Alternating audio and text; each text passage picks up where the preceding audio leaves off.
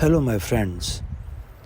Let's explore the question, why do we need to provide good environment to our children? I am sure you must have heard many times in your life that we need to raise our kids with good values so that they become good human beings, correct? Let's explore the underlying reason for that. I think we must begin with knowing who we are. Are we the bodies or souls?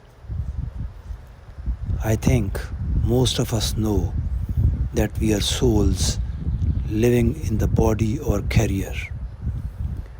We are sent to this world by our Creator to see how we behave, what we do. Do we follow the path of goodness and do good deeds or otherwise? Let's see what Quran says about our true self. In chapter 16, verses 28 and 29, God is telling us that we are actually non-physical beings or souls or nafs or self and are being tested in this world through our bodies. Our bodies are actually nothing more than our carriers. A well-known scholar, Laura Lynn Jackson, rightly said, "We are not bodies with souls, we are souls with bodies." Let me also quote a very famous South Asian poet, Allama Iqbal, who underlines this fact in his poetry when he says, "अगर ना हो तुझे उलझन तो खोल कर कह दूं, वजूद हज़रत इंसान ना रूह है ना बदन." Interestingly, he said this verse while explaining his understanding of verse 19 of chapter 59 of Quran. Let me translate that for the ones who do not understand Urdu. This verse means, if you do not get much disturbed, to you this truth I may divulge, that real self of man is neither ruh nor body. I'll emphasize again that our bodies are merely carriers. We operate through our bodies in this world. We are not bodies at all. If you want to know more about human beings, what we are, you may explore this channel further.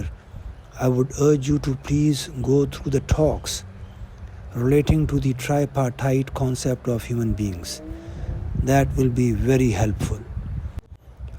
Now, let's move on with our subject under discussion. Let's talk about the souls. We, the souls, need proper nurturing, guidance, and good environment for our proper development. Otherwise, things can go wrong in many ways. Let's look into it further.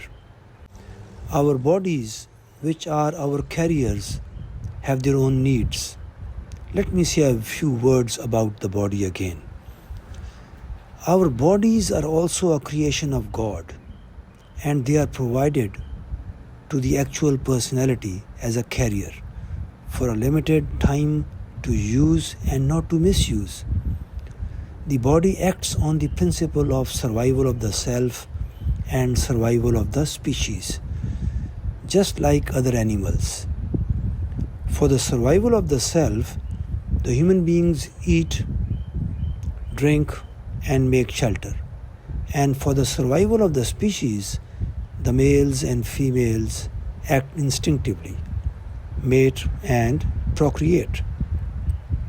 From this explanation, we come to know that our bodies have their own priorities or way of functioning.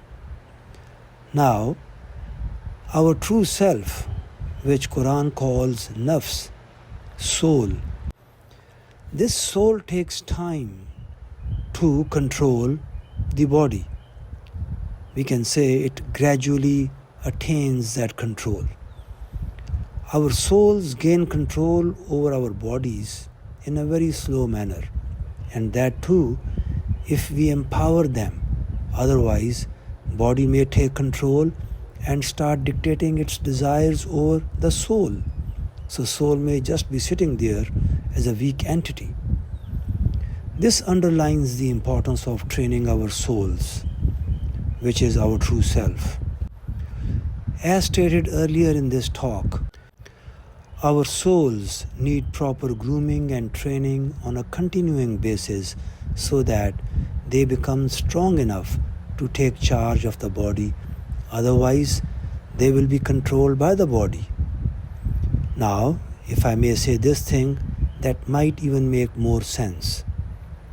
The widespread prevalence of materialism all over the world is the manifestation of this fact, that is, body's control over soul. If we knew our true self and asserted our true self, we would not be materialistic in nature as we are today. Of course, we would take care of our bodies, but we wouldn't have been subservient to our bodies as we see all around. Anyway, the point I'm trying to make is that we need to do a lot of work on the young kids and people of all ages to make them realize that they are actually souls, not bodies. For this purpose, we will have to make them realize and make them understand what they truly are. And then, to strengthen that understanding, we will have to teach them good morals and ethics. We will need to provide them a good environment where such values are practiced. In this context, the role of good company assumes paramount importance. As we all know, good company saves us from many troubles. Most of all, it will save us from becoming subservient or slave to the body desires. Let me mention a verse from Quran here. God tells us to adopt the company of the good. Kunu ma'as sadiqeen. Why? Because He is our Creator and He knows how we can save ourselves from all these troubles and problems which are the outcome of incorrect identification of ourself with the body. My friends, I'll finish by saying that it is of utmost importance that we must know ourselves, our true identity, so that we can live a life in accordance with the guidance of our Creator. If I may also mention at the end that the three greatest sins mentioned in Quran include shirk, that is association of partners with God, killing, and zina, also known as adultery. If you look at the nature of these sins, you would realize that they're all the outcome or consequence of having weak souls. You may like to ponder over these further. I think it's important to mention here that God's message, Quran, and other revelations in the past were actually sent by our Creator to strengthen our souls, to make us realize what we are. And it would be absolutely appropriate to say that when we try to get connected with God and then actually get connected with God, that is the sign of a powerful soul. That is the sign of a powerful self. That is the goal we should be working upon.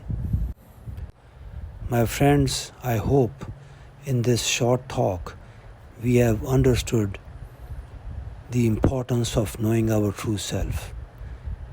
And it is only this realization of true self that will save us from the harsh realities on the day of judgment when we meet our Lord. I wish you all the best and thank you.